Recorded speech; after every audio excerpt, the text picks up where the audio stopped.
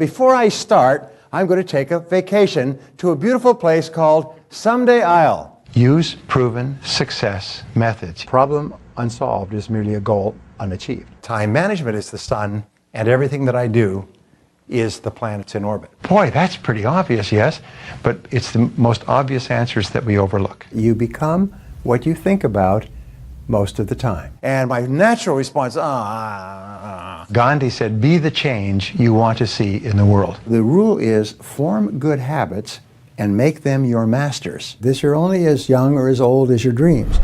He's a motivational speaker and author. He's chairman and CEO of Brian Tracy International. He's consulted for over 1,000 companies and addressed more than 5 million people. He's Brian Tracy, and here are his top 10 rules for success.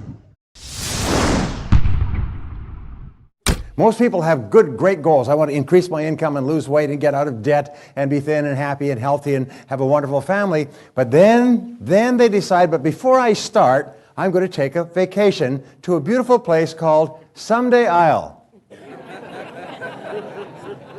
And in my estimation, 80% of the population lives on Someday I'll. Someday I'll lose some weight, and someday I'll read that book and listen to that program and join the Yes Network, and someday I'll get out of debt, someday I'll increase my income, but it's always someday I'll. If you want to be a great success, there's one simple rule, is vote yourself off the island for life.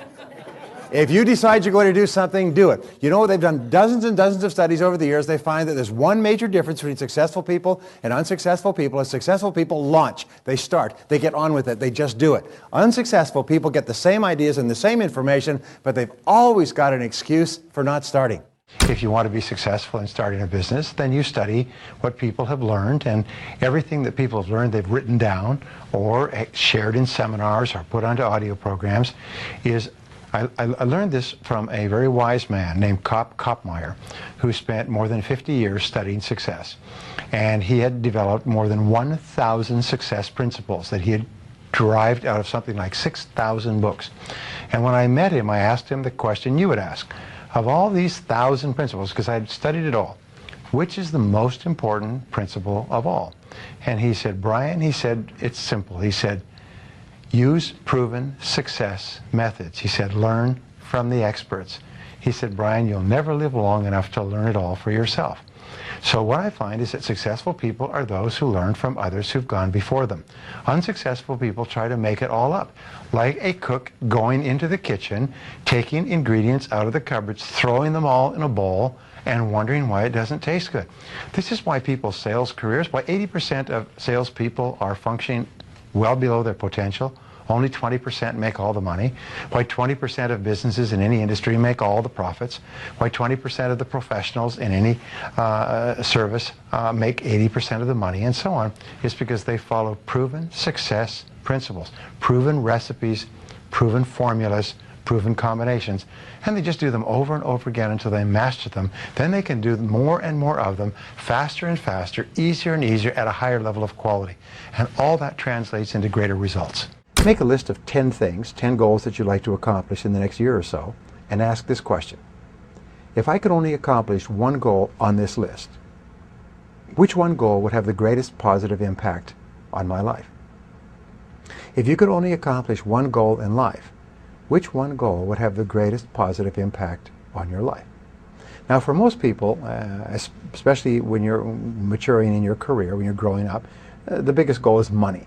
If you had money, then you could buy a house, home, car, family, lifestyle, and so on. So that's quite normal. For other people, it may be a health goal. For business owners, it may be a business goal. For people with relationship problems, maybe a relationship goal. But ask yourself, if you could achieve one goal or resolve one problem, and remember, a problem unsolved is merely a goal unachieved, which one would it be? And write that down and make that the major definite purpose of your life. Make it the central organizing principle of your life. When I was a young man, I had a revelation that changed my life. I had read articles and sometimes books on time management over the years and made some lists and set some priorities and things like that. And I always felt, however, that my life was the sun and that all the different factors of my life were like planets that orbited around my life. And whether that was physical fitness or socializing or work or time management, they were all planets in orbit. What changed my life was when I realized that time management is the sun and everything that I do is the planets in orbit. Everything we do in life revolves around time because time is life. Time is the substance of our life. Is that the quality of your life is determined by the quality of your time management. That everything we have or are or ever will be a direct result of how we use our time. And the wonderful thing is we're always free to choose how we use our time. There's a process which has made more people rich than any other single process of goal achieving. And it's to take your major goal and structure it as a question. If your goal is to earn $100,000 a year, then you write, how can I earn $100,000 in the next 12 months? Now, that's an open-ended question, not how can I earn it at my job or doing a specific thing, just an open-ended question, how can I earn the amount of money? And then you discipline yourself to write 20 answers to the question. And the 20 answers are all the different things that you could think of to earn $100,000. Work longer, work harder, upgrade my skills, get a new job, take a part-time opportunity. Whatever it happens to be, write down everything you could think of, but force yourself to write at least 20 questions, or 20 answers to the question. The 20-question method, called mindstorming, forces you to dig deep, deep into your mind where you will find all your answers. And it may be call a person, read a book. Let me give you an example. We had a young fellow, entrepreneur, he got 35 years old. He'd built a successful business. He'd worked about 10 years to do it. And he, for 2 years, wanted to sell his business so he could take a year off and travel, enjoy his money. And so for 2 years, he just sort of floundered around like a fish on the dock, wanting to sell his business. Nobody offered to buy it. He suggested it to people. People were not interested, and so on. And in this exercise that they put him through, his 20th answer, and often it's the 20th answer that is the breakthrough, was buy a book on how to sell your own business. And it just went off like a flashbulb in his mind. At the break, he got up. It was a downtown hotel. Got up, went down to the street to a major bookstore, went and found, he was amazed at the number of books that had been written on how to buy and sell a business. So he bought 2 or 3 books. 2 months later, he had restructured, packaged his business, sold it completely, satisfactorily, and took a year off. He said, but it was just a single idea. It was a breakthrough idea. But it was so simple. Just get a book on the subject. And you think, boy, that's pretty obvious, yes? But it's the most obvious answers that we overlook. Now, the starting point of becoming a millionaire is to remember the greatest discovery of all of human life, which is that you become what you think about most of the time. If you sincerely want to be rich, to achieve all your financial goals, and to retire as a self-made millionaire, one of the smartest things you can do is to develop the habits of thinking and acting that have enabled others to become self-made millionaires. What is so hard about this to understand? Most people are thinking of how little money they have. They worry about being broke. They're worried about lack and poverty. They're worried about the prices of everything, and they're wondering why they're not flourishing financially, because they're thinking about poverty and lack rather than prosperity and abundance. Now, these habits of financial success are learnable, as all habits are, by practice and repetition. In other words, you can program yourself to think like self-made millionaires. And remember, it has to start on the inside before it ever comes true on the outside. Now, here's an important point. Nothing works the first time. When you try something new, it probably won't work. When you try something new several times, it probably won't work. And the turning point in my life came when I would hear good ideas, and I was so eager to be successful in selling. I would run out and try the ideas, and they wouldn't work. I'd try a way of getting an appointment or answering an objection or closing a sale. It wouldn't work. And my natural response, and I think just to be disappointed. And then I realized nothing works, at least the first few times. So I decided I would try a new idea 5 or 10 times before I passed judgment on it. I would not just try it once and quit like most people do, and that changed my whole life. It was a turning point in my life because I realized from then on, if you've got a good idea and you've got a good goal and you want to double your income and improve the quality of your life and you have to try new things in order to get new results, it's not going to work the first time. So say, well, that didn't work. Try something else and try something else and try something else. Now, if you try, only 2 things can happen. What are they? Succeed or fail. If you succeed, you do more of it. If you fail, you learn from it, get smarter, and try it again. So you cannot lose by taking action. You can only lose by not taking action. The natural tendency when we hear or learn something great is we want to convince everybody else of it. All right, and you see this, people who quit smoking suddenly want there to be no smoking in the world. People who adopt a religion or a political philosophy want everybody to join the next day. But the very best thing, as I mentioned earlier in our seminar, is that you must teach men at the school of example, for they will learn at no other. So what you need to do is be an example, and be an example for an extended period of time. Give yourself 2-3 months, maybe a year, of being the new person. When you go on a diet, don't insist that everybody else go on a diet the next day. Actually go on the diet, stay on the diet, lose the weight, achieve the level of financial fitness, and attract people so they come to you and say, what is it that you're doing? Or what is it that you're reading? Or what is it that you have that makes you different?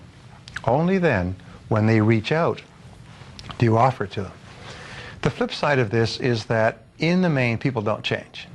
You can change, and you'll find it much easier to change if you're with positive people. Very hard to change with people who don't want you to change, who want you to be the person that you were. But in the main, people don't change. So sooner or later in life, you're often going to have to make some hard choices. In the short term, be the person. As Gandhi said, be the change you want to see in the world. Be the kind of person that you want to see.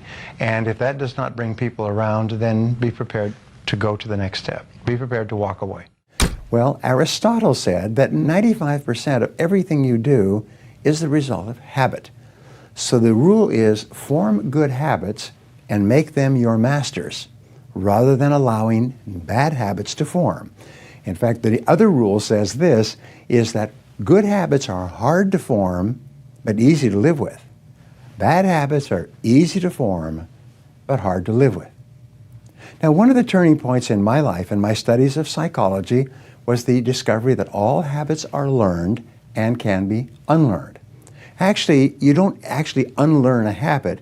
You simply replace a bad habit with a good habit that has more power and impact. And how do you develop a good habit? You develop a habit by repetition. Almost everything you do from the time you get up in the morning is habit. So start to think about yourself. What would be the best habits to have? Good question. At what age should one give up on their dream? Never. Goethe said this, Henry Ford said this, Rockefeller said this, you're only as young or as old as your dreams. And as long as you still have dreams and visions and goals, they keep you young. It's the most amazing darn thing. One of the great stories is the story of Kentucky Fried Chicken. Once upon a time, there was a little boy named Harlan, and Harlan was taught by his mother a special recipe down south in the United States on how to make chicken. When he grew up, he got a job as a short order cook in a small cafe. And he asked his boss if his boss would be interested in this chicken recipe. And his boss said, sure, throw it together, see what the people say. Turned out that everybody liked this special chicken recipe with all these secret herbs and spices. Well, for the rest of his career, right up till he was 65 years old, he either worked in little cafes or sometimes he owned a little cafe.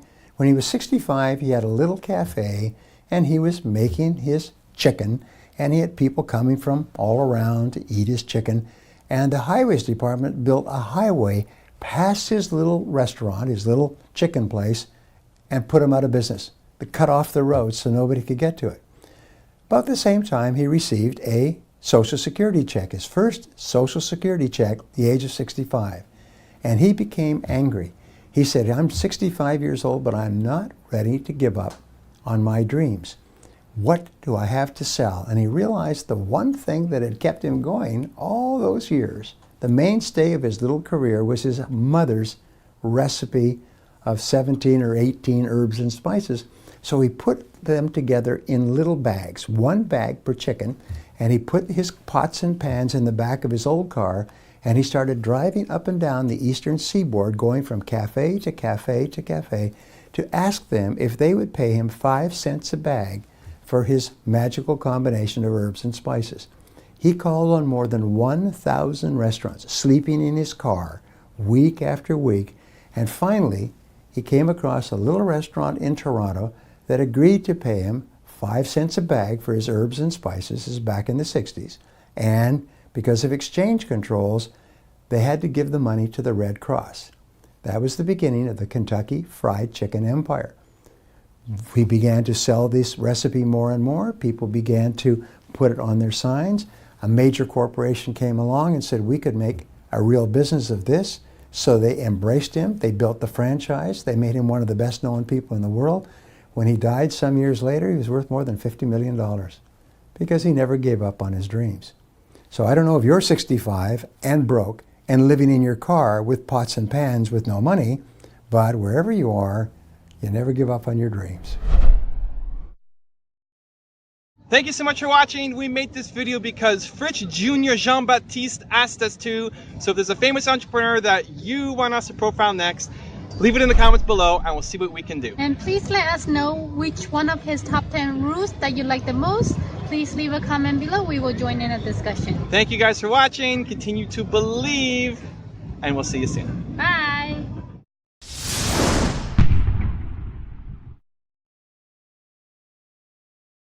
We say that in zero-based thinking, you ask this question: is there anything that I am doing today that, knowing what I now know, I wouldn't get into again today if I had to do it over? We call this a QUINK analysis.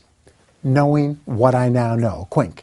In times of rapid change, there are always areas in your personal and business life that, knowing what you now know, you wouldn't get into again today if you had to do them over.